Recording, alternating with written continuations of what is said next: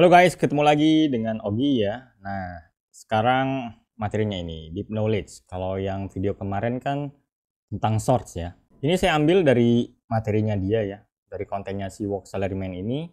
Dia bagus sih, cuman kebanyakan memang tentang finansial ya. Jadi ada websitenya, kalau kalian search di Google keluar deh pasti.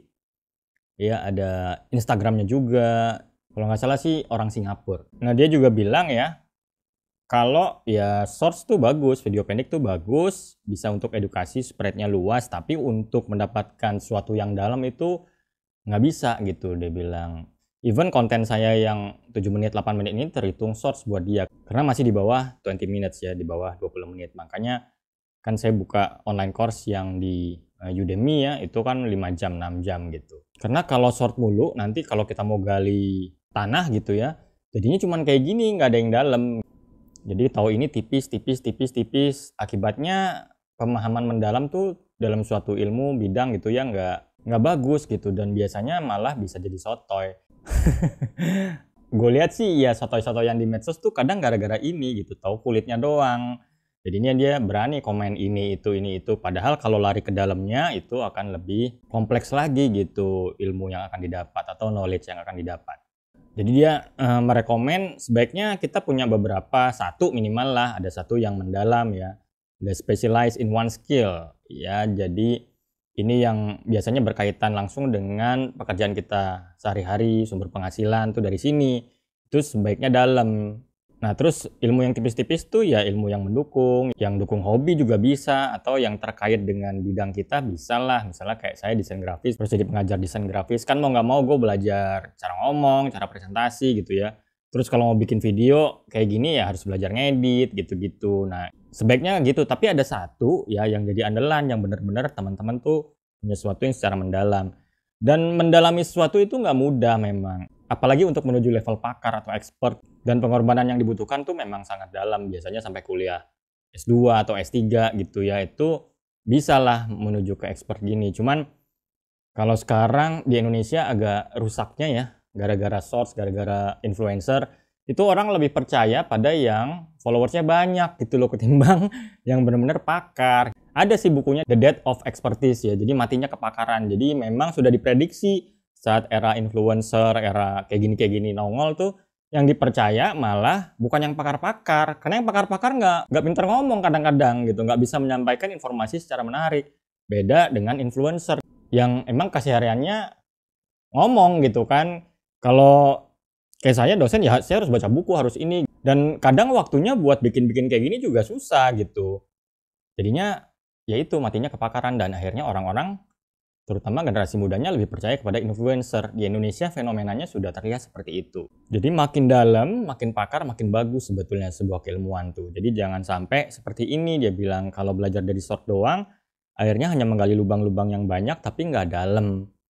Ya, nah sebetulnya short form content itu spark ya. Spark tuh kayak ya kilatan untuk, oh ada ini ya gitu. Misalnya teman-teman lihat short saya di TikTok atau di Reels gitu, wah ada channel kreativitas ya. Nah, terus dia lari ke channel ini gitu kan. Nanti kalau mau yang lebih dalam bisa ikut course-nya. Jadi sebaiknya memang gunakan keduanya gitu ya untuk belajar. Nah, gimana cara dapat knowledge yang dalam? Ya simple, konsum longer form content. Jadi gunakan bentuk-bentuk konten yang lebih lama untuk menghabisinya gitu ya. Jadi jangan dilarang sama sekali short juga gitu. Atau yang pendek-pendek kayak gini bukannya nggak boleh sama sekali, tapi diimbangi dengan yang lebih dalam. Nah, yang gue suka dari si Work Salaryman ini, dia favoritnya adalah buku ya, karena ini sama kayak gue. Karena buku tuh dia bilang dalam banget, itu ibarat people life work distilled into something that takes just hours to digest. Jadi pengalaman hidup orang yang lama, yang banyak ya, kemudian dituangkan dalam sebuah buku. Ibarat kita ada pemandu yang expert gitu, ada pemandu yang pakar untuk menuju kedalaman sebuah ilmu atau sebuah pengetahuan. Menurut saya juga buku paling aman sih. Kenapa buku paling aman? Karena ada filternya, ada editor, ada pembaca. Ya ada orang-orang lain yang terlibat dalam pembuatan sebuah buku tersebut ya, ada marketing. Jadi kalau ada salah-salah, ada filternya, ada yang ngasih tahu. Kan beda kalau kayak medsos, anak SMP juga ngomong apa juga udah bablas gitu, nggak ada filternya kan. Terus kadang orang bisa aja percaya, apalagi di era AI gini ya. Orang tinggal nge-prompt apa, ngasih teks, orang jadi bisa percaya gitu. Jadi sebaiknya memang rada-rada skeptis. Jadi kalau mau belajar lebih dalam gunakan yang long form content. Ya nggak cuma buku sih, ada online course, ada kuliah ya, ada kursus, webinar gitu. Ya, terus kenapa sih perlu knowledge? Pertama ya, karena hal-hal yang susah atau berharga itu memang perlu didapat melalui pengetahuan yang dalam. Apapun deh, misalnya kalian suka di bidang desain, kalau saya misalnya bidang desain ya, saya bisa melakukan lebih banyak hal, lebih banyak karya-karya desain yang lebih keren, lebih oke dengan pengetahuan yang dalam. Kalau taunya tipis-tipis doang gitu kan nggak bisa gitu ya. Kalau yang cuman belajar, sorry to say ya, misalnya cuman belajar Photoshop doang, ya dia bisa memang desain, tapi biasanya desainnya begitu-begitu aja karena nggak dapat prinsip desain, elemen desain gitu. Itu kan hal-hal yang didapat saat kuliah ya. Ya dari luaran juga ada sih. Nah, ilmu-ilmu dalam gitu akan memperkaya kita ya, supaya bisa menghasilkan desain yang lebih baik dan unik, bisa berbeda dengan kompetitor misalnya, atau dengan yang lain, atau bisa bikin ciri sendiri.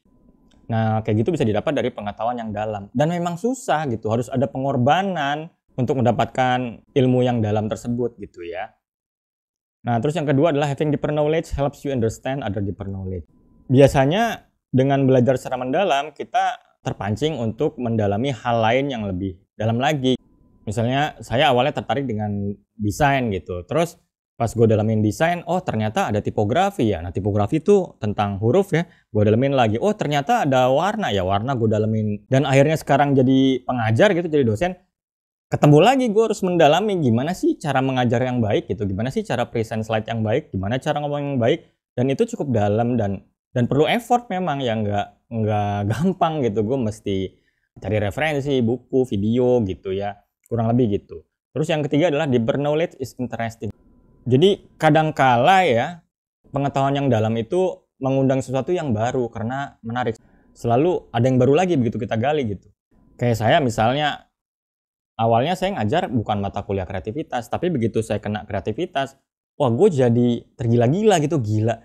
Ternyata begini ya kreativitas, karena dari dulu gue penasaran gitu kalau ngeliat karya orang yang bagus gitu ya, kayak film Ghibli gitu, atau animasi apalah, atau cerita Naruto gitu, gue suka kagum. Kok manusia bisa ya bikin sebagus ini, gimana caranya? Nah, di kreativitas tuh gue ketemu itu, dan akhirnya gue jadi lebih tertarik lagi dengan kreativitas. Terus selanjutnya adalah ini, deeper knowledge will humble you. Nah ini, biasanya orang makin dalam itu, makin hati-hati ngomong.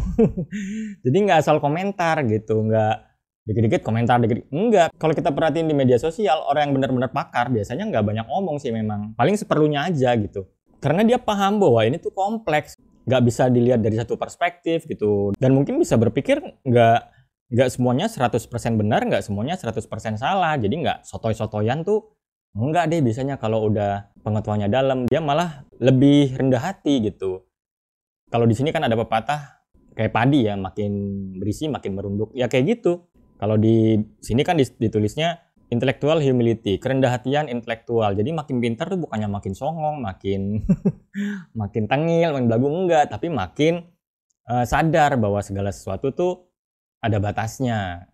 Atau menyadari bahwa ada lebih banyak hal yang kita nggak tahu gitu loh ketimbang yang kita tahu. Akhirnya ya mingkem aja deh biar aman.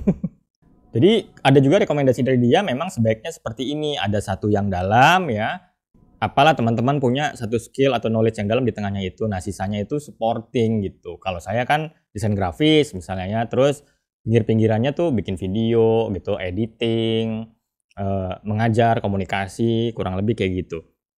Nah kaitannya ini sama kreativitas apa? Ya kaitannya adalah makin dalam kalian memahami sebuah ilmu, biasanya bisa makin unik karyanya gitu loh.